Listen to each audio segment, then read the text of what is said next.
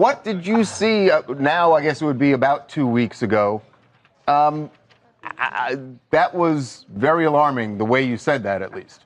Yeah, well, because of the circumstances and where it was, I can't get into too much specifics, but it was elaborating on some stuff that we'd asked for, and it was important to get this person in a secure setting to where we could ask him these questions. And there was somebody in the meeting with us, one of my colleagues, I guess you'd say, was basically there just to kind of upset the apple cart and to throw, a monkey wrench into the deal. And every time a question was asked by this particular party, it was really the answers were out there, and they gave them, and they gave specifics, they gave addresses, they gave times and dates and people that were in the meeting. And this went all the way up to the executive branch of previous presidents, not this current president.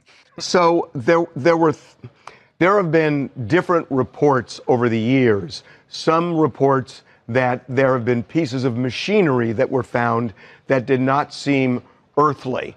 And then there have been reports about life that is not earthly.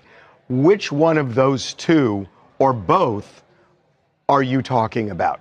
A form of life that is not earthly, or just something mechanical that's not earthly? I'd say you'd be safe to say both.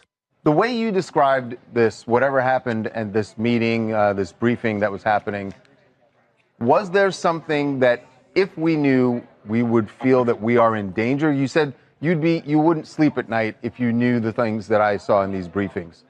Yeah. Should we believe that that's the part where it seemed alarming? I don't think we're at danger of this. I mean, if these things exist as I think they do, they could have destroyed us with a blink of an eye.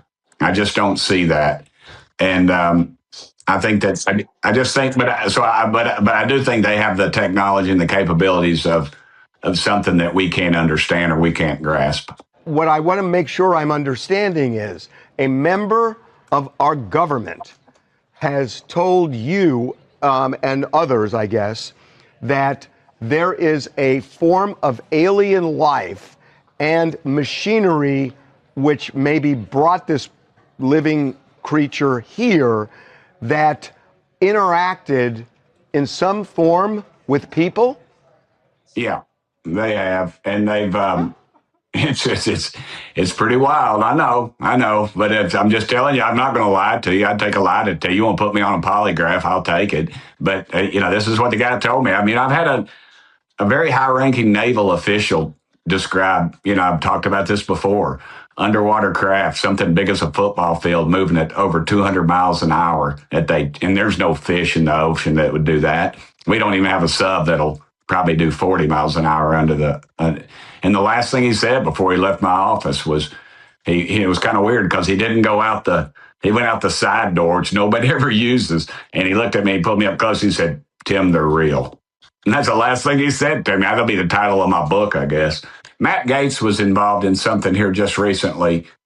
He was interviewed, and he talked about this interbreeding thing with. We saw that. We saw that. Yeah. Well, that's a true story. That was military personnel. I think that would be a good story to talk to him about if you all can do that. Right. He says he learned that from someone in the military. Yeah, absolutely. It was a guy, it was an officer in uniform. Yeah. And Matt and I and Representative Luna, we all went down to Florida, and we were turned away. And then Matt made a phone call to somebody at the Pentagon, and all of a sudden they opened the doors and brought the pilots in that were supposed to tell us the story in the first place. And he can probably elaborate a little bit more on that. But that was pretty fantastic. That was a made for TV special right there.